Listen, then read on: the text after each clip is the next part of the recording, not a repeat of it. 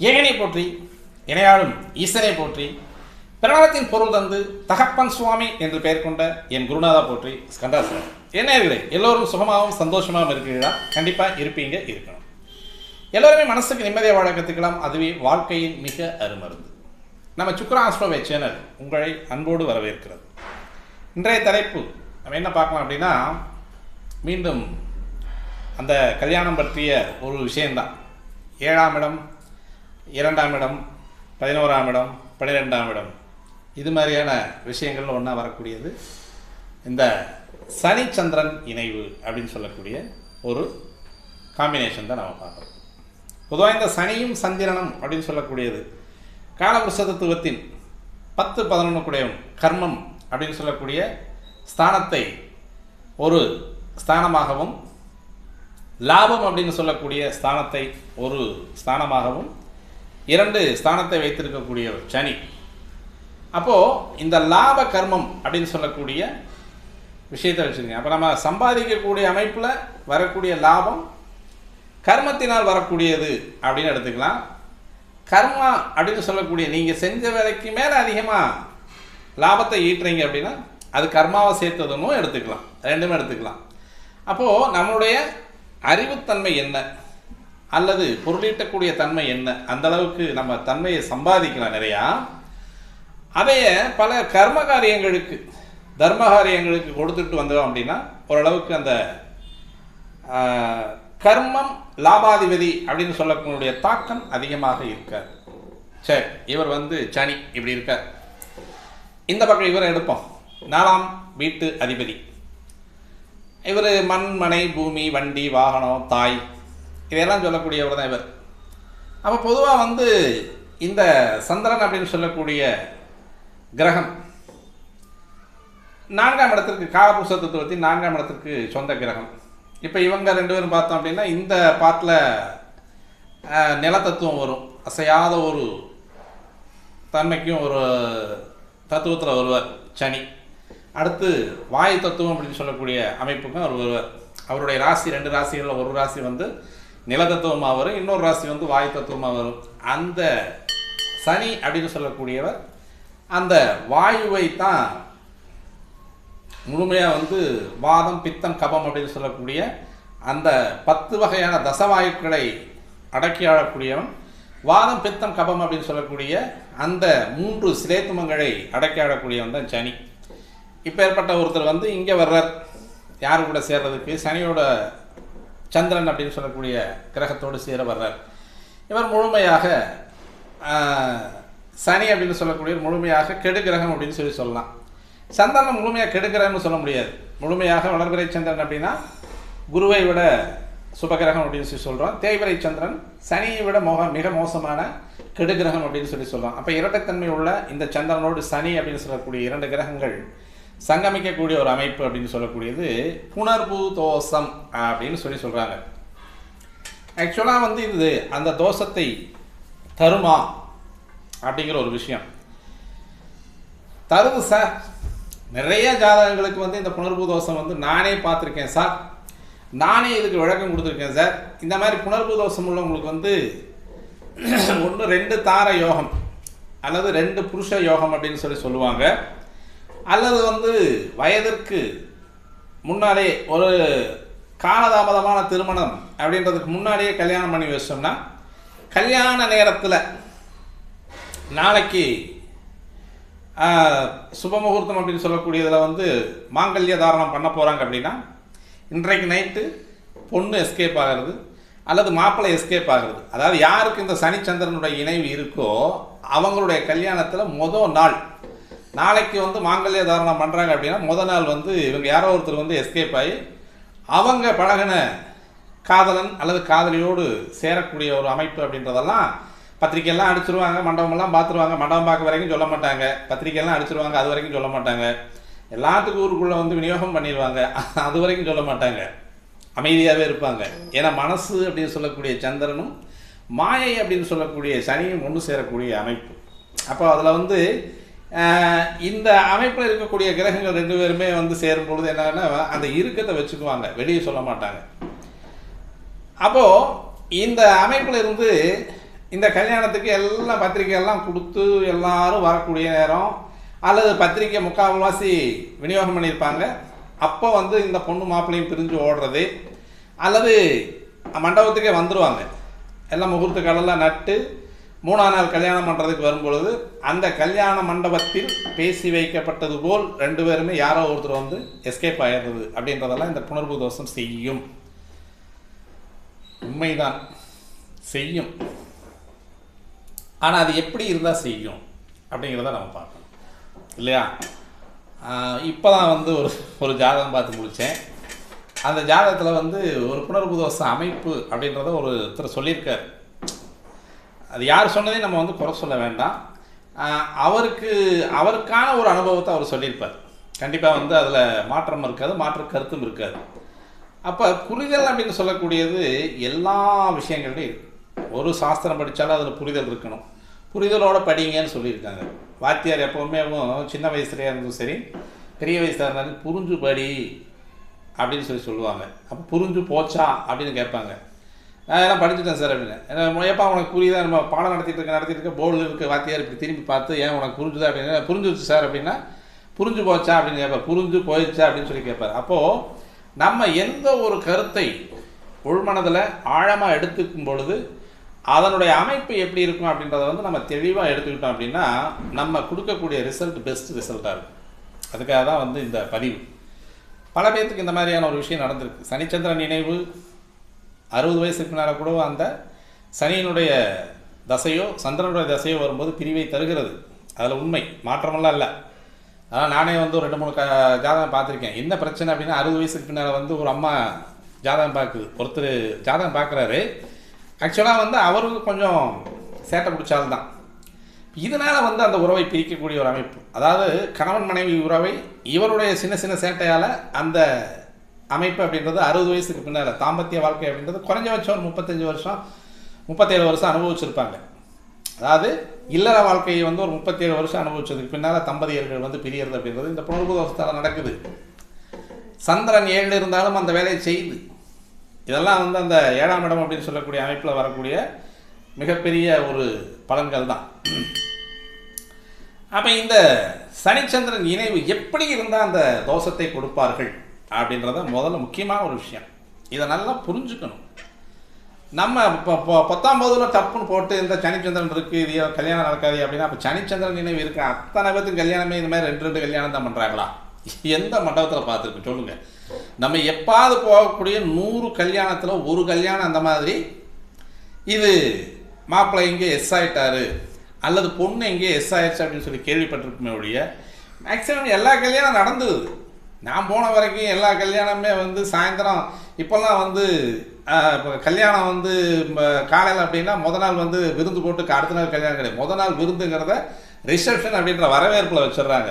எல்லோரும் வாங்க, பூரா சாப்பிட்டுட்டு போயிருங்க. ஊரே கூப்பிட்டு ஒரு 10,000 பேர் 15,000 பேர் 5,000 பேர் வசதிக்கு தகுந்த மாதிரி அவங்க கூப்பிட்டு சாப்பாட்டை போட்டு ரிசப்ஷன் அப்படின்ற பேரில் வந்து பொண்ணை மாப்பிள்ளை நிற்க வச்சு அவங்களுக்கு மாங்கல்ய தாரணம் பண்ணி இருக்க மாட்டாங்க. அடுத்த நாள் காலையில் தான் அவங்க வந்து ஏதோ கோயில்லையோ அல்லது வேறு ஏதாவது நல்ல முகூர்த்த நேரத்தையோ அவங்க தாலி கட்டிக்குவாங்க. ஆனால் அதுக்கு முன்னாடியே வந்து இப்போ ரிசப்ஷன் வச்சு எல்லாத்தையும் அனுப்பிச்சி விட்டு முக்கியமானவர்கள் குடும்ப உறவுகள் மட்டுமே சேர்ந்து காலையில் கோயில்லையோ வேறு ஏதாவது ஒரு முகூர்த்த நேரத்துலேயோ அவங்க கல்யாணம் பண்ணிக்கிறாங்க. அதே மண்டபத்தில் கூட இல்லை கோயிலில் கூட கல்யாணம் பண்ணிக்கிறாங்க. அப்போது அவங்களுக்கு எல்லாமே சனி சந்திரன் இணைவு அப்படின்றது இருக்காதா? இது எப்படி எடுத்து அப்படியே எவாபரேட் பண்ணுறாங்க அப்படின்னா சனி சந்திரன் இணைவு, சனி சந்திரன் பார்வையில் இணைவு, சனி 3, 7, 10 சந்திரனை பார்த்தா இணைவு, சனியோட நட்சத்திரத்தில் சந்திரன் நின்னா இணைவு, சந்திரனோட நட்சத்திரத்தில் சனி நின்னா இணைவு. இதெல்லாம் புணர்வு தோஷம். எங்கேயா இருக்கீங்க எல்லாரும்? நான் இப்போ என்னென்ன சொல்லியிருக்கேன் தெரியுதா? சனியும் சந்திரனும் ஒரு ராசியில் இருந்தால் புணர்வு தோஷம். சனியும் சந்திரனும் 7ஆம் இடத்துல சமசப்தமாக இருந்தால் புணர்வு தோஷம். சனிக்கு சந்திரன் அப்படின்றது வந்து 3ஆம் இடத்துல இருந்தால் புணர்வு தோஷம். சனிக்கு 10ஆம் இடத்துல சந்திரன் இருந்தால் புணர்வு தோஷம். சனியினுடைய கால் எது? பூசானசம் உத்தரட்டாதி. இதில் சந்திரன் இருந்தால் எத்தனை பேர்த்துக்கியா புணர்வு தோஷம் சொல்லுவீங்க? இல்லை நான் கேட்கறது தெரியாமல். அதாவது பூச அனுஷம் உத்தரட்டாதியில் பிறந்தவங்களுக்கு அத்தனை பேத்துக்கு மாதிரி தான் பிரச்சனையா? அனுஷம் நட்சத்திரம் அப்படின்னு சொல்லக்கூடியது விருச்சிக ராசியில் உட்காந்துருக்கு. சந்திரன் அங்கே நீச்சமாகி போயிடுவார். இப்போது சந்திரனுடைய காலில் சனி உட்காந்தா புனர்பூ தோஷம், சனியினுடைய காலில் சந்திரன் உட்காந்தா புனர்பூ தோஷம். போச்சு, எல்லாம் போட்டு மாட்டி விடு. ஏன் குழப்புறீங்க போட்டுக்கிட்டு தேவையில்லாமல்? மக்கள் யாருமே நிம்மதியாக இருக்க வேண்டாமா? சனியினுடைய நட்சத்திரம் பூசானசு உத்தரட்டாது, சந்திரன் என்றால் எத்தனை பேர் பிறந்திருக்கான் சார்? சந்திரனுடைய நட்சத்திரத்தை கூட சனி இருக்கிறதுங்கிறது வந்து அறுதி. அவர் 30 வருஷத்துக்கு ஒரு தடவை, 2.5 வருஷத்துக்கு ஒரு தடவை ஒரு கட்டத்தை தாண்டவர். ஜாதக கட்டத்தில் இருக்கக்கூடிய ஒரு கட்டத்தை வந்து 2.5 வருஷம் அவர் தாண்டதுக்கு. அப்போது ரோகிணி அஸ்தம் திருவோணத்தில் சனி வந்து உட்கார்றதுங்கிறது வந்து அபூர்வம். கிட்டத்தட்ட ஒவ்வொரு நட்சத்திரத்துக்கும் அவர் வரக்கூடிய கால அவகாசம்ன்றது 30 வருஷம். சந்திரன் விசுக்குன்னு வந்துடுவார் சார். 27 நாளில் 12 கட்டத்தையும் சுற்றி வந்துடுவார். அப்போ 27 நாளில் 3 டைமில் வந்து அந்த நட்சத்திரத்தில் நிற்பார். ஒரு 60 நாளிகையோ 25 நாளிகையோ 35 நாளிகையோ கண்டிப்பாக அனுஷம் பூசம் உத்தரட்டாதி நட்சத்திரத்தில் நிற்பாரா நிற்க மாட்டாரா? அப்போ இவங்களுக்கு எல்லாமே புனர்பூ தோஷம்னு சொல்லிடுவீங்களா? வரையறை வேண்டாமா? இதெல்லாம் வந்து புனர்பூ தோஷத்திற்கு சொல்லப்படக்கூடிய விதிமுறைகள். முழுமையாக உணர்ந்து சொல்லணும் எதையுமே. இப்போ நான் பார்த்த ஜாதகத்தில் வந்து 7ல் இருந்தார். துலா லக்னம் துலாம் ராசி. துலா ராசியில் சந்திரன் இருக்கார், மேசத்தில் சனி இருக்கார். அவர் நீச்சமான சனி சூரியனார் வக்ரப்படுத்தப்பட்டு, சூரியன் வந்து கன்னிராசியில் இருக்கார். அங்கே இருக்கக்கூடிய புதன் அங்கேயே உட்காந்துருக்கார். அப்போ 7ல் சூரியன் வர்றதுக்குன்னு ஒரு 10-15 நாள் இருக்குது. மீண்டும் துலா ராசிக்கு அவர் வந்துடுவார். அவர் நீச்சமடைய போகக்கூடிய ஒரு அமைப்பு. இப்போ நீச்சன் அப்படின்னு சொல்லக்கூடிய அமைப்பில் வந்துடும். ஆனால் அவர் வந்து கன்னிராசியில் சூரியன் இருந்து அவரை வந்து வக்கரமடைய வச்சிட்டார். இந்த சனி 7ஆம் பார்வையாக பார்த்துட்ருக்கு இவரை. ஒருத்தர் கேட்கலாம், நீச்சமான சனி பார்த்தா அதுக்கு பார்வை கம்மி, அப்போ நீச்சமானது வக்கரமாகி பார்த்தா பார்வை பலம் அதிகம் தானே? 7ல் வந்து சனி ஸ்தான பலம் தானே? அப்போ அந்த சனி ஸ்தான பலமாக இருக்கும் பொழுது அப்போ அவருக்கு எப்படி கல்யாணம் ஆகும் அப்படின்னு. 7ஆம் இடத்தில் ஸ்தான பலம் பெறக்கூடியவன் சனி, துலா லக்னத்துக்கு 4-5 உடையவன். அங்கே போய் உட்காந்துருக்கார், சனி தசை நடத்திட்டு இருக்கார். அப்போ ஸ்தான பலத்தில் உட்காந்து அவனுடைய வேலையை செய்வானே செய்ய மாட்டானா? கல்யாணம் நடத்தி வைப்பார் தானே? அப்போ வேணால் என்ன எப்போ நடத்தி வைப்பார்? அந்த சனி தசை சனி புத்தியில் தள்ளி விட்டுருவார். தன் தசை தன் புத்தியில் எந்த கிரகமே நல்லது செய்யாமல் இருக்கிறது நல்லது. அதற்கடுத்து வரக்கூடிய புதன் புத்தி அப்படின்னு சொல்லக்கூடியதில் அவர் பாக்கியாதிபதியாகவும் 12 குடையவன் அப்படின்னு சொல்லக்கூடிய விரயம், அந்த இடத்துலையே வந்து சுகம், படுக்கை சுகம் இருக்குது. அயனம் சயனம் போகம் அப்படின்னு சொல்லுவோம் இல்லையா? அந்த ஸ்தானாதிபதி அந்த இடத்துல நின்று புத்தி நடத்துகிறான். அப்போ இந்த புனர்பூ தோஷம் அப்படின்னு சொல்லக்கூடியது இங்கே வந்து அங்கே கனெக்ட் ஆகுதான் அப்படின்னு நம்ம பார்க்கணும். முதல்ல புனர்பூ தோஷம்னா என்னன்னு தெரிஞ்சுக்குங்க. அதாவது வந்து நீங்கள் சொல்லக்கூடிய புனர்பூ தோஷத்துக்கு நான் வந்து அந்த விளக்கத்தை சொல்லியிருக்கேன். சனி சந்திரன் சேர்ந்தால் தான் புனர்பூ தோஷம். வேறு மாதிரியான புனர்பூகள் நிறைய இருக்குது. ஆனால் இது ஒரு புனர்பூ தோஷம் அப்படின்னு சொல்லிட்டு வர்றதுக்காக வந்து அந்த அமைப்பை சொல்லக்கூடிய ஒரு நிலைப்பாடு. மிக நெருங்கிய பாகையில் சனியும் சந்திரனும் நெருங்கி இருக்கக்கூடிய அமைப்பு. இங்கே நிறைய வகையில் எடுக்கலாம். சனி சந்திரன் நினைவு அப்படின்றத மட்டும் நம்ம எடுத்துடக்கூடாது. இப்போ இதே துலா லக்னத்துக்கு வச்சுக்குவோம். இந்த துலாம் லக்னத்திற்கு சனி 4-5 குடையவனாக யோக கிரகமாக வர்றார்.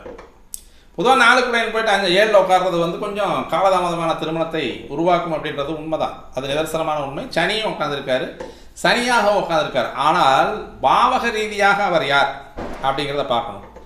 4 பேர் அண்ணன் தம்பி. அந்த 4 அண்ணன் தம்பியில் உறவில் வந்து அவர் யார்? அண்ணனோ தம்பியோ தான். 4 பேர்த்துக்கு குணங்கள் வேறு. ஆனால் அந்த குணத்தை வந்து தம்பிக்கிட்ட காமிக்க மாட்டான். அண்ணனுடைய குணத்தை அந்த நேர் எதிர்மறையாக எதிர்ப்பாக இருக்கக்கூடிய குணத்தை சமுதாயத்துக்கிட்டையும் எதிராளிகிட்டையும் காமிப்பான். கூட பிறந்த தம்பிக்கிட்ட காமிக்க மாட்டான். முழுமையாக காமிச்சான்னாலும் தம்பிங்கிற அந்த கேட்டகரியிலிருந்து அவன் விலக மாட்டான். அவனுக்கு துன்பம் தர மாட்டான். அவன் கூட பேச மாட்டான். அல்லது வேறு அவனுடைய வரவு செலவு வேணால் துன்பம் தர மாட்டாங்க. இது உண்மை தானே? அப்போ பாவகம் அப்படின்னு சொல்லக்கூடிய அந்தஸ்து பெறக்கூடிய சனி இவங்களுக்கு செய்ய வேண்டிய, இந்த துலா லக்னத்துக்கு செய்ய வேண்டிய கெடுதலை செய்ய மாட்டார். அதாவது கிரக காரகத்துவத்தை இவங்களுக்கு தர மாட்டாங்க. பாவக காரகத்துவத்தை அவங்களுக்கு தர்றதுக்கு அவன் கடமைப்பட்டவன். அப்போ இந்த சனி அப்படின்னு சொல்லக்கூடியவர் இந்த துலா லக்னத்தை வச்சே பேசுவோம். அப்போ துலா லக்னத்துக்கு வந்து இந்த சனி 4-5 கூடையவர் இங்கேயே இருக்காருன்னு வச்சுக்கோம். துலா லக்னத்திலே இருக்கார், இங்கே உச்ச கிரகமாக இருக்கார். அப்போ உச்ச கிரகமாக இருக்கக்கூடிய கிரகம் சுவாதி 3 தான் உச்சம் அவர். இங்கே சுவாதி 3 சந்திரன் இருக்காருன்னு வச்சுக்கோமே. 2 பேருமே இங்கே அந்த புணர்வு தோஷத்தை உருவாக்கக்கூடிய வல்லமை உடையவர்கள். அப்போ லக்கணத்திலேயே வந்து இவருக்கு புணர்வு தோஷம் இருக்குது. இது இல்லீகலான ஒரு கான்டாக்டை ஏற்கனவே உருவாக்கி விட்டுரும். ஏன்னா தன் புத்தி சம்மந்தப்பட்டது, அது சுயம் சம்மந்தப்பட்டது, சுயம் சார்ந்தது.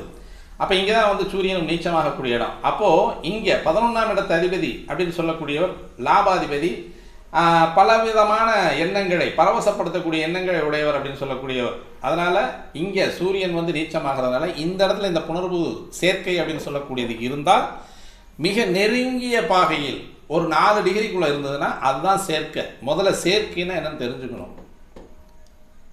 ஒரு 14 டிகிரி விட்டு விலகி போயிட்டாங்கன்னா தோஷம் கிடையாது. அதே துலாம் ராசியில் சுவாதி 3 சனியும் இங்கே வந்து ஒரு 20 டிகிரிக்குள்ளே இருக்கார். அதாவது வந்து சுவாதி 3 அப்படிங்கும்போது அங்கேருந்து வரும்போது ஒரு 10 டிகிரிக்குள்ளே வந்திருப்பார். இங்கே ஒரு 25 டிகிரி 30 டிகிரிக்குள்ளே சந்திரன் இருக்கார். விஷாகம் 1ஆம் பாதத்தில் இருக்கார் அல்லது 2ஆம் பாதத்தில் இருக்கார்னு வச்சுக்கோமே. இங்கே வந்து தோஷத்தை கொடுக்க மாட்டாங்க. ஏன்னா 4 வந்து அடுத்து இங்கே போயிடுவார். அவர் நீச்சமாக போகக்கூடிய இடம் விருச்சிக ராசிக்கு போயிடுவார். அப்போ அந்த பார்டரில் நிற்கிறார். சனி வந்து இந்த பார்டரில் நிற்கிறார். ஒரு ராசியினுடைய 30 டிகிரிக்குள்ளே ஒரு 20 டிகிரி விலகி இருந்தாங்கன்னா தோஷம் கிடையாது சார். நீங்கள் போய் உடனே வந்து அங்கே உள்ளே உட்காந்துட்டு இருக்காங்க 2 பேருமே வந்து தோஷத்தை கொடுக்கக்கூடிய கிரகங்கள் லக்கணத்திலே இருந்தாலும் நெருங்கிய பாகையில் இருக்கும் பொழுது மட்டுமே கிரக கலப்பு. அதுலேயுமே கிரக வேதைன்னு ஒன்று இருக்குது. அந்த வேதையில் இருக்கக்கூடிய அமைப்பில் எந்த கிரகம் வெல்லும் எந்த கிரகம் கொல்லும் அப்படின்றதுல இருக்குது. அந்த கிரகங்களுடைய அமைப்பை பொறுத்து தான் நம்ம வந்து அந்த தோஷத்தை கொடுக்குமா கொடுக்காதாங்கிறத எடுத்துக்கணும். நம்ம வாட்டில் ஒரே விஷயத்தில் டப்புன்னு போட்டு உடச்சிட்டு போயிட வேண்டியது. பாவம் அவங்களாம் என்ன பண்ணுவாங்க?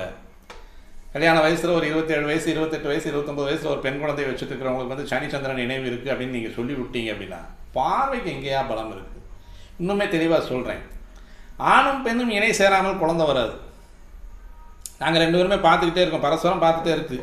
அது ஒரு விளம்பரம் கூட வரும், இப்படியே எவ்வளோ நேரம் நம்ம 2 பேரும் பார்த்துட்டு இருக்கிறது அப்படின்னு பார்த்துட்டு இருக்கோம். பார்த்த உடனே காதல் வேணால் கொள்ள முடியும், காமம் கொள்ள முடியாது.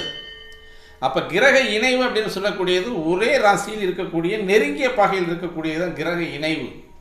பார்வையில் வரக்கூடியது கெடுக்கலாம், கெடுக்கிரகமாக இருக்கக்கூடிய அமைப்பில் அதுவும் துலா லக்னத்துக்கு எடுக்க மாட்டார். வேற லக்னத்துக்கு சனி கெடுக்கிறதுக்கான வாய்ப்புகள் இருக்குது. துலா லக்னத்துக்கு பாவகாதிபதி அப்படின்ற அந்தஸ்தில் இருக்கக்கூடியவர் அந்த லக்கணத்தை கெடுக்கிறதுக்கு வாய்ப்பு கிடையாது. அதே மாதிரி இந்த 4 குடையவன் 5 குடையவன் அப்படின்னு சொல்லக்கூடிய சனி நீச்சமாகும் பொழுது இந்த 4ஆம் இடம் அப்படின்னு சொல்லக்கூடிய வண்டி வாகனம் வீடு மனை தாய் இவங்களுக்கு வந்து பிரச்சனை கொடுக்கக்கூடிய ஒரு அமைப்பை கொடுப்பார். 7ஆம் பாவத்தில் இருக்கக்கூடிய சனி அப்படின்றது காலதாமதமான திருமணம் அப்படின்னு சொல்லக்கூடிய ஒரு அமைப்பு. அப்படின்றது ஏன் சொல்கிறேன் அப்படின்னா இந்த சனியினுடைய அமைப்பு அப்படின்னு சொல்லக்கூடியது மிக மிக பழமையான கிரகம்.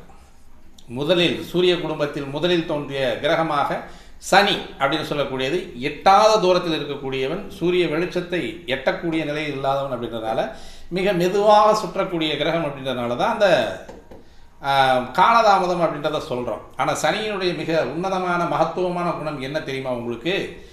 தொன்மையானவன் பேர், மிக மிக பழமையானவன் அப்படின்னு பேர். அந்த பழமை அப்படின்னு சொல்லக்கூடியது வரக்கூடிய வாழ்க்கை துணை அப்படின்னு சொல்லக்கூடியது தொன்மையை எடுத்து பேசக்கூடியது, தொன்மையை நிலைநாட்டக்கூடியது, வரலாறு சம்பவத்தை சொல்லக்கூடியது.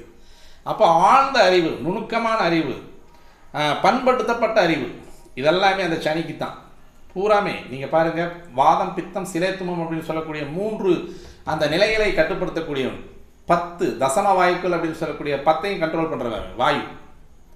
அப்போ இவனுடைய கண்ட்ரோல் அப்படின்னு சொல்லக்கூடியது உடம்புல ஒருத்தருக்கு போயிட்டுருக்கு அப்படின்னா ரொம்ப தெளிவாக அவங்க வந்து யோசிப்பாங்க, நிதானமாக செயல்படக்கூடியவர்கள். நின்று நிதானமாக சொல்லுவாங்க இல்லையா, லேட்டாக வந்தால் லேட்டஸ்ட்டாக வந்தாலும் சரி சொல்கிறோம் இல்லையா. இது சனிக்கு முழுமையாக ஒரு பொருந்தக்கூடிய ஒரு வார்த்தை.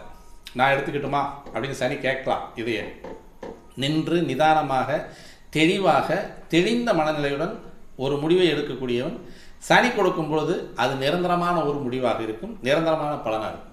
அப்போது அந்த சனி அப்படின்னு சொல்லக்கூடிய சந்திரனோடு சேரக்கூடிய அமைப்பு அப்படின்றது வந்து உச்சமான சனியாக இருக்கும் பொழுதும் சனி சந்திரனோடு சேரும் பொழுதும் அந்த உச்ச கிரகம் அப்படின்னு சொல்லக்கூடியது மிக கடுமையை செய்வதற்கு வாய்ப்பில்லை. பொதுவாக ஆட்சி உச்சத்தில் இருக்கக்கூடியவங்க வந்து கெடுதலை செய்ய மாட்டாங்க. அவங்க வக்ரமாகி அல்லது நீச்சமாகி அல்லது இந்த ரெண்டு தன்மையிலுமே வந்து நீச்சமாகிறதுங்களோ கூட வந்து சூரியனை பொறுத்து வந்து அது வக்ரமாகியோ அல்லது வந்து நீச்சத்தன்மை இழந்து நீச்சபங்கம் அப்படின்ற மாதிரியான நிலைப்பிடலில் வந்து அதில் அவர் வந்து ஜெயிச்சு வந்துடுவாங்க. முழுமையாக அஸ்தங்க தோஷத்தில் இருக்கக்கூடியது. அதே மாதிரி தனது பாவகத்திற்கு, அதாவது இந்த ஸ்தான பலம் அப்படின்னு சொல்லக்கூடிய நிலைமைக்கு தலைகீழாக இருக்கக்கூடிய அமைப்பு, அதெல்லாம் வந்து அந்த கிரகங்கள் பழுதடையக்கூடிய நிலையில் இருக்கும் பொழுது அதனுடைய வலிமை அந்த ஜாதகருக்கு கிடைக்காமல் போகும் பொழுது அந்த பலன்கள் வந்து கிடைக்காம போகுது. வேற ஒன்றுமே கிடையாது. அப்போது இந்த நெருங்கிய பாகையில் இருக்கக்கூடிய சனிச்சந்திரனுடைய இணைவுமே அந்த துலாம் அப்படின்னு சொல்லக்கூடிய இடத்துல சனியினுடைய உச்ச அமைப்பில் இருக்கும்பொழுது பெருசாக வந்து பாதிக்க மாட்டார். அப்படியே இருந்தாலும் 4-5 கூட இருக்கார். அங்கே அந்த இடத்துல வந்து குழந்தைகள் தருவதில், திருமணம் தருவதில், இது எல்லாமே வந்து 2 பேரும் சேர்ந்து பாடுபடுவாங்க. அது மாதிரியான ஒரு அமைப்பெல்லாம் வந்து அந்த சனிச்சந்திரன் நினைவு வரும். அதே மாதிரி இந்த சந்திரனுடைய காலில் வந்து சனி நிற்கிறதும் சனியினுடைய காலில் வந்து சந்திரன் நிற்கிறதெல்லாம் வந்து புணர்வு தோஷமாக நீங்கள் எடுத்துக்கிட்டிங்கன்னா அது ரொம்ப அபத்தமான ஒரு விஷயமாயிரும். அதே மாதிரி சனியினுடைய 3, 7, 10 சந்திரன் இருந்ததுன்னா புணர்வு தோஷமாக எடுத்துக்கிட்டிங்கன்னா அதுவும் அபத்தமாயிரும். இணைவு மட்டும்தான். அதான் கண்ணும் நோக்கினால் காதல் மட்டுமே வரும், காமம் வராது. அப்போ பார்வையில் இருக்கக்கூடிய கிரகங்கள் இணைவு அப்படின்னு சொல்லக்கூடியது தோஷத்தை உருவாக்குது அப்படின்னா கண்டிப்பாக வந்து அது விளக்கப்பட வேண்டிய ஒன்று அப்படின்றதான் விஷயமே ஒழிய வேறு ஒன்று புணர்வு தோஷம் அப்படின்றத வந்து நம்ம பெருசாக எடுத்துக்கணுங்கிற அவசியம் இல்லை. சார் இருக்குது சார், ரெண்டுமே ஒன்றா இருக்குது சார், நெருங்கிய பாகையில் இருக்குது சார், அப்போ இது புணர்வு தோஷமாக வராதா அப்படின்னா குறிப்பாக எந்தெந்த இடத்துல இருந்தால் அந்த புணர்வு தோஷம் அப்படின்னு சொல்லக்கூடியது முழுமையாக அந்த வேலையை செய்யும் அப்படின்னு பார்த்தோம்னா, ஒரு ஜாதகருக்கு லக்னத்தில் வந்து இருந்ததுன்னா இது நான் சொன்ன மாதிரி முதல்லையே கல்யாணத்துக்கு முதல்லையே அந்த தோஷத்தை வந்து அவங்க கழிக்கிறதுக்கான வாய்ப்புகள் இருக்குது.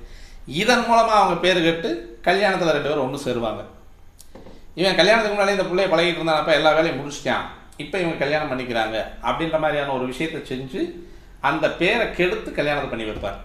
லக்கணம் 2ல் இருந்ததுன்னா நான் முதல்ல சொன்ன மாதிரி தான், கல்யாண நேரத்தில் நாளைக்கு மாங்கல்ய தாரணம்னா இன்றைக்கி பொண்ணு ஓடுறது அல்லது மாப்பிள்ளை எஸ்கேப் ஆகுறது. மாப்பிள்ளை இல்லைன்னா எங்கே ஒரு பக்கம் மாட்டிக்குவார், தொலைதூரத்தில் மாட்டிக்குவார், நான் வர முடியல அப்படின்னு இல்லை மாப்பிள்ளை கடத்திடுவாங்க. இப்போ 2ஆம் இடம் அப்படின்னு சொல்லக்கூடிய குடும்பஸ்தானத்தில் இருந்தால் அது நடக்கிறதுக்கு வாய்ப்பு இருக்குது. அதேமாதிரி 4ஆம் இடம் அப்படின்னு சொல்லக்கூடிய இடத்துல மனசுக்கு சந்தோஷம் தரக்கூடிய இடம் இருக்கு இல்லையா, அந்த 4ஆம் இடம் அப்படின்னு சொல்லக்கூடியது மனது, தாய், வீடு, வாகனம், இது எல்லாமே சொல்லக்கூடிய இடம். முதல்ல வந்து கலைவிச்சுகம் அப்படின்னு சொல்லக்கூடிய 12ஆம் பாவம் இருக்கு இல்லையா, இந்த 12ஆம் பாவத்திற்கு 4ஆம் பாவம் அப்படின்னு சொல்லக்கூடியது எந்த மாதிரி வரும் அப்படின்னா ஒரு கோணத்தில் வரும், 5ஆம் பாவமாக வரும். அதாவது 12ஆம் பாவத்திற்கு 4ஆம் பாவம் 5ஆம் பாவமாகவும் 4ஆம் பாவத்திற்கு 12ஆம் பாவம் 9ஆம் பாவமாகவும் வரும். இந்த இடத்துல அந்த சனிச்சந்திரன் இணைவு இருந்தால் தாம்பத்திய சுகம் அப்படின்னு சொல்லக்கூடிய 12ஆம் பாவத்தை கெடுக்கிறதுக்கு வரும். இது கல்யாணம் பண்ணதுக்கு பின்னால் 2 பேரும் சண்டை கட்டிகிட்டு இருப்பாங்க. இது எங்கே போய் நிற்கும், வழக்காடு மன்றத்தில் போய் நிற்கும். அப்போ இந்த 4ஆம் பாவத்தில் இந்த சனிச்சந்திரன் இணைவு இருந்தால் இந்த வேலையை செய்யும். 7ஆம் பாவத்திலே இருக்குது சார். இதுவும் இந்த லக்கணத்தில் இருக்கக்கூடிய அமைப்புக்கு நேர் ஒத்து வரக்கூடிய ஒரு அமைப்பு. ஏன்னா இங்கே சனி வந்து ஸ்தான பலத்தில் இருக்கார், சந்திரன் அவர் கூடவே சேர்ந்துருக்கார். எப்போவுமே பாதை அந்த பாகை விலகல் இருந்துன்னா தோஷமாக வராது, பாகை மிக நெருக்கமாக இருந்தால் அந்த தோஷத்தை செய்யும். அப்போ இந்த லக்கணத்தில் இருந்ததே அந்த 7ஆம் இடத்துல இருந்ததுனால் செய்யும். 8ஆம் இடத்துல இருந்தாலும் அந்த பாதிப்பை தரும். இது எங்கே ஒரு பக்கத்தில் மாங்கல்ய தோஷத்தை தர்றதுக்கு வாய்ப்பு இருக்குது. சனி சந்திரன் நினைவு 8ஆம் பாவத்தில் இருந்ததுன்னா மாங்கல்ய தோஷத்தை தருவதற்கு வாய்ப்பு இருக்கிறது. இரு மாங்கல்ய தோஷம் அப்படின்னு சொல்லலாம். அப்போ இதில் வந்து 11ஆம் இடத்துல இருக்குது. இது அழகு ராஜா தான், இதை சொல்லணுங்கிற அவசியமே இல்லை. இந்த 11ஆம் இடத்துல இருந்ததுன்னா கண்டிப்பாக வந்து அவங்களே கட்டிக்குவாங்க, அவங்களே பிரிஞ்சுக்குவாங்க, அப்புறம் அவங்களே கட்டிக்குவாங்க, அவங்களே பிரிஞ்சுக்குவாங்க. இது மாதிரியான ஒரு விஷயங்களையும் அந்த 11ஆம் பாவத்தில் சனிச்சந்திரன் நினைவு இருந்தால் செய்யும். 12ஆம் பாவத்தில் இருந்தாலும் அது கடுமையை தரக்கூடிய ஒரு அமைப்பாக இருக்கும். ஏன்னா இது கூடல் அப்படின்னு சொல்லக்கூடிய தாம்பத்திய சுகத்தை கொடுக்கக்கூடிய இடம். அப்போ இந்த இடத்துல இருக்கும் பொழுதும் அந்த சிரமத்தை அந்த சனி சந்திரன் இணைவு அப்படின்னு சொல்லக்கூடிய சனி சந்திரன் இணைவில் தான் எடுத்துக்கணும். ஒரு புனர்பூ தோஷம் அப்படி ஒரு பேரை வச்சுட்டு நம்ம சொல்லிகிட்டு இருக்கக்கூடாது. இதெல்லாம் அது செய்யும். இது கொஞ்சம் லேட்டாக கல்யாணம் பண்ணால் பரவாயில்ல. ஒரு 28 தாண்டி கல்யாணம் பண்ணாங்கன்னா ஒன்றும் பிரச்சனை இருக்காது. இன்னும் சொல்கிறாங்க, நம்ம பெரியவங்களாம் சொல்கிறாங்க, 30 வயசை தாண்டிட்டுனா என்னடா போய் சாஸ்திரம் பார்த்துட்டு இருக்க, போட போய் ஏதோ ஒரு கல்யாணத்தை பண்ணிக்க, பொருத்தம் இல்லை நிமித்தம் இல்லை, எதுவும் பார்க்கணுங்கிற அவசியம். 30 வயசு தாண்டி உனக்கு எந்த பொருத்தம்? ஏன்னா இது சனியினுடைய முழுமையான அந்த ஆயுட்காலம், ராசி மண்டலத்தை சுற்றி வரக்கூடிய ஆயுட்காலம். 30 வயசுக்கு மேலே ஆச்சு, உனக்கு பொருத்தம் பார்க்க வேண்டாம், நிமித்தம் பார்க்க வேண்டாம், எதை போய் சாஸ்திரம் பார்த்துருக்கப்போ போய் கல்யாணத்தை பண்ணிக்க அப்படின்னு சொல்லி சொல்கிறாங்க இல்லையா? அப்போ அந்த 30 வயசுக்கு மேலே போகும்போது அதுவும் இல்லை. பழையபடி நம்ம ஜாதகத்தை தூக்கிட்டு வச்சுட்டு அணைஞ்சிட்டு இருக்கக்கூடாது. அப்போ எல்லாமே இப்போ புத்தியெல்லாம் வந்துடும். 30 வயசுக்கு மேலே போகும்போது அனுபவங்கிறது அப்புறம் என்ன இருக்குது? எல்லா அனுபவத்தையும் குடும்பம் எப்படி நடத்தணும், சம்பாத்தியம் எப்படி பண்ணணும், தொழிலில் எப்படி நேர்த்தியாக இருந்திருக்கணும், வாழ்க்கை எப்படி நடத்திக்கணுன்ற எல்லா அனுபவம் வந்துடும். ஒரே ஒரு அனுபவம் இருக்காது, தாம்பத்திய அனுபவம் இருக்காது, உடல் சுக அனுபவம் இருக்காது. அது அப்போ வரும்போது நேர்த்தியாக போய்விடக்கூடிய ஒரு அமைப்பு இருக்குது சார். இதுக்கு என்னதான் சார் பரிகாரம் பண்ணுறது அப்படிங்கிறத நம்ம கேட்கும் பொழுது, சனி அப்படின்னு சொல்லக்கூடியவர் இப்போது ஒரு 20 வயசில் பார்க்குறாங்க, 25 வயசில் பார்க்குறாங்க, கல்யாணம் ஒரு 2 வருஷம் போகும், 3 வருஷம் போகும், தசா காலம் அவங்களுக்கு சரியாக ஒத்து வரல, அல்லது 7.5 சனி நடந்துகிட்ருக்கு. இதெல்லாமே இப்படி நடந்துகிட்ருக்குன்னு வச்சுக்கோமே. இந்த 7.5 சனி நடந்துகிட்ருக்கு. அது முதல் சுற்றில் கண்டிப்பாக கல்யாணத்துக்கு வராது. அது 2வது சுத்தாக இருக்கும்போது அது கல்யாணத்துக்கு வரும். அது 2வது சுத்தாக வரும்போது அவனே கல்யாணம் பண்ணி வச்சுருவேன். நீங்கள் புனர்பூ தோஷம் இருந்தாலும் சரி, சனிச்சந்திரன் நினைவு இருந்தாலும், சனி கேது நினைவு இருந்தாலும் கல்யாணத்தை பண்ணி வச்சுருவேன். ஏன்னா 2வது சுற்று அவன் எல்லாம் கொடுக்கணும், வேலை கொடுக்கணும், கல்யாணம் கொடுக்கணும், குழந்தை குட்டி கொடுக்கணும், எல்லாத்தையும் அவன் கொடுத்துட்டு போகணும். அந்த 30 வயசுக்கு பின்னால் வரக்கூடிய அந்த 7.5 வருஷத்தில் ஒரு ஜாதகம் பூராத்தையும் கொடுத்துட்டு போயிடுவேன். நல்லதோ கெட்டதோ, குள்ளமான பொண்ணோ உயரமான பொண்ணோ, அல்லது உயரமான மாப்பிள்ளையோ குள்ளமான மாப்பிள்ளையோ ஏதோ ஒன்று கட்டி வச்சுருவான். அதுக்கப்புறமா ஏதோ ஒரு குழந்தைய கொடுத்துருவான். ஆண் குழந்தையோ பெண் குழந்தையோ ஏதோ ஒன்று கொடுத்தாகணும். அவன் கடமை, அது அவன் கர்மன் அப்படின்னு சொல்லக்கூடிய கர்மக்காரன். அதனால் அவன் கொடுத்தாகணும். அதனால் 7.5 சனியெல்லாம் பார்க்க மாட்டான். அதனால் அவன் கொடுத்துருவான். கல்யாணத்தை பண்ணி வச்சுருவாங்க. அப்போ இந்த சனியினுடைய அமைப்பு அப்படின்னு சொல்லக்கூடியது, சனி சந்திரன் இணைவு அப்படின்னு சொல்லக்கூடிய அமைப்பிற்கு நம்ம செய்ய வேண்டிய மிக மிக எளிமையான பரிகாரம் வேறு ஒன்றுமே கிடையாது. பசித்தவர்களுக்கு சாப்பாடு.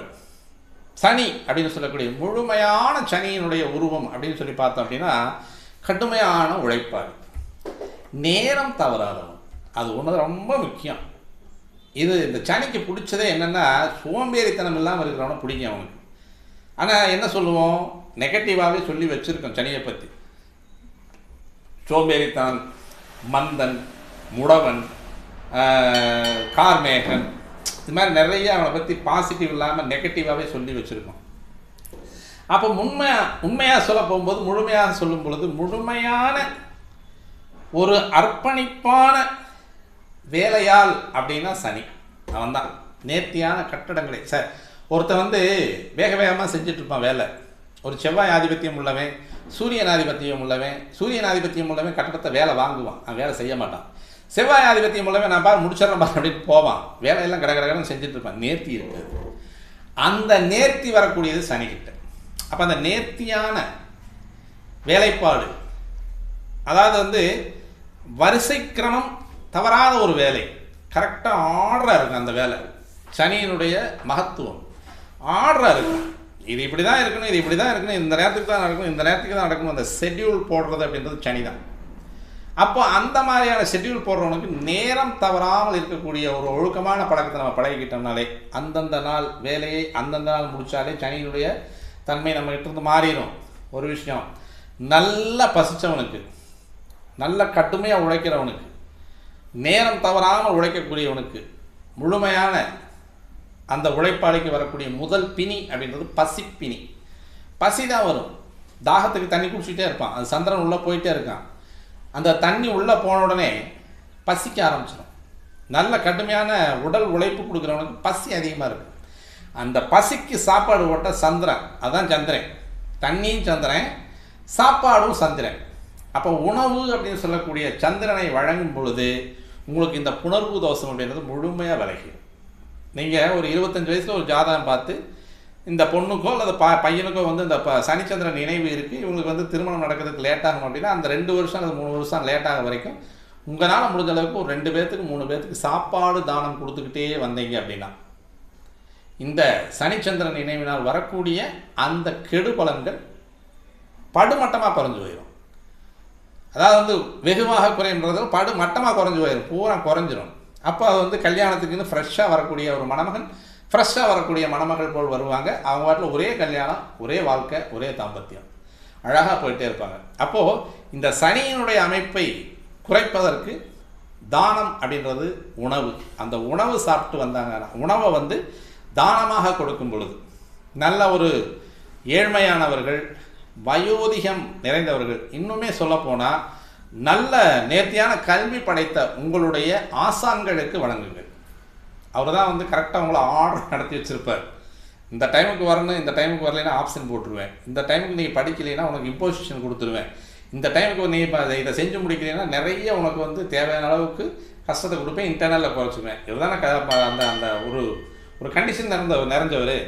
அவர் நிறைய வந்து பழமைத்துவம் நிறைந்தவர், நிறைய படித்தவர். படித்த ஆசான்களுக்கு, நீங்கள் படித்த ஆசான்கள் உங்களுக்கு முதல்ல மூத்தவங்க இருந்தாங்க அப்படின்னா அவர் குருவனுடைய அந்தஸ்து. அந்த குருவனுடைய அந்தஸ்து பழமையும் கட்டுக்கோப்பும் எந்த இடத்துல இருக்கிறதோ அந்த இடத்துல சனி இருப்பான். அப்போ அவங்களுக்கு நீங்கள் வந்து உங்களால் முடிஞ்ச அளவுக்கு அவங்களுடைய பாதம் பணிந்து உங்களுடைய உதவிகளை நீங்கள் செஞ்சுட்டு வாங்க. அடுத்து அன்னதானம் மரணம் அப்படிங்கிறது வந்து நிறைய முடியாதவங்க நிறைய பேர் இருக்காங்க, உண்மையான உழைப்பாளிகள் நிறைய பேர் இருக்காங்க. அந்த உழைப்பாளிகளுக்கு இவங்க வந்து நல்லா பாடுபடுறாங்க, நல்லா உண்மையாக இருக்காங்க, நேர்மையாக இருக்காங்கன்னு உங்கள் மனசுக்கு தெரிஞ்சுன்னா அவங்களுக்கு ஒரு 4 பேருக்கு சாப்பாடு அப்படியே ரெகுலராக வாங்கி கொடுத்துட்டே வாங்க. உங்களுடைய சந்திரன் சனி இணைவனுடைய அமைப்பில் வரக்கூடிய தோஷம் முழுமையாக விலகிவிடும். அதற்கடுத்து பார்த்தோம் அப்படின்னா சந்திரன் சனியை விலக்கி வச்சாச்சு. இதெல்லாம் வந்து கிரகத்தை மீறி நீ சொல்லிட்டு இருக்கே அப்படின்னா செய்யக்கூடிய கர்மாதான் சார், வேறு ஒன்றும் இல்லை. இது செஞ்சால் நமக்கு ஏதாவது வழி வருமோ அப்படிங்கிறது உண்மைதான், வேறு ஒன்றும் கிடையாது. இதை வந்து இதுக்கு வந்து சூத்திரதாரியே வந்து கண்ணன் தான். அவன் தான் பாரம்பரியமாக வந்து இந்த பரிகாரங்களை பூரா அவன் செஞ்சவன். அதுக்கு ஒரு தனி வீடியோ பேசிக்குவோம். இப்போ இந்த சந்திரனுக்கு மட்டும் சொல்லி வீடியோ முடிச்சுக்கலாம். இப்போ சந்திரன் அப்படின்னு சொல்லக்கூடிய முழுமையாக உணவு கொடுத்துட்றோம். அப்போ சந்திரனுடைய இணைவை வந்து சனியை வந்து மட்டுப்படுத்திடுறோம். சந்திரனுக்கு என்ன மட்டுப்படுத்துறது? அந்த ஜாதகர் பிறந்த நட்சத்திரம், அந்த கிழமை என்ன கிழமை, அந்த கிழமை பாருங்கள், என்ன கிழமையில் பிறந்தார், என்ன நட்சத்திரத்தில் பிறந்தார், அந்த கிழமையும் நட்சத்திரம் வரக்கூடிய நாளில் கடல் நீராடல் அப்படின்றத செய்ய சொல்லுங்கள். கடல் தான் முழுமையாக சந்திரன். எங்கேயுமே புண்ணிய தீர்த்தம் அப்படின்னு சொல்லக்கூடியது கங்கை, யமுனை, காவிரி அப்படின்ற நதி நீர் எடுக்கிறத காட்டிலும் கடல் நீராடல் அப்படின்றது வந்து மிக மிக புண்ணிய கஷேத்திரங்களில் வழிபட்டு நம்ம ஒரு பெருநிலை அடையக்கூடிய ஒரு அமைப்பு அப்படின்றது கடலில் வந்து கால் நனைக்கிறதும் முழுகிறதும் அப்படின்றது. நம்முடைய பிரச்சனைகள் பாவங்கள் எல்லாம் அதோடு போயிடும். இப்போ அது மாதிரி கடல் நீராடல் அப்படின்றது வந்து வருஷத்துக்கு ஒரு 2 முறை வச்சுக்கோங்க. அது நீங்கள் உங்களுடைய எந்த கஷேத்திரம் போகிறீங்களோ அந்த கஷேத்திரத்தில் கடல் சார்ந்த கஷேத்திரம் போனீங்கன்னா அங்கே போயிட்டு கடல் நீராடிட்டு அந்த புண்ணிய கஷேத்திரத்தில் வந்து வழிபாடு செஞ்சுட்டு வந்தீங்கன்னா இந்த சனி சந்திரனுடைய முழுமையான அந்த தோஷம் அப்படின்னு சொல்லக்கூடியது, அதனால் வரக்கூடிய கெடுபலன்கள் பாதிக்காமல் இருக்கிறது. கெடுபலன்கள் முழுமையாக நீங்கி சுபத்தன்மை அடையக்கூடிய ஒரு அமைப்புகளை எல்லாம் இந்த அமைப்பில் நம்ம செஞ்சுட்டு வந்தோம்னா நல்லா இருக்கும் அப்படின்றத சொல்லி நம்ம இந்த வீடியோவை முடிச்சுக்கலாம். மீண்டும் நல்லது ஒரு பதிவோடு உங்களை சந்திக்க வேண்டிய நண்பர்களே, நன்றி, வணக்கம்.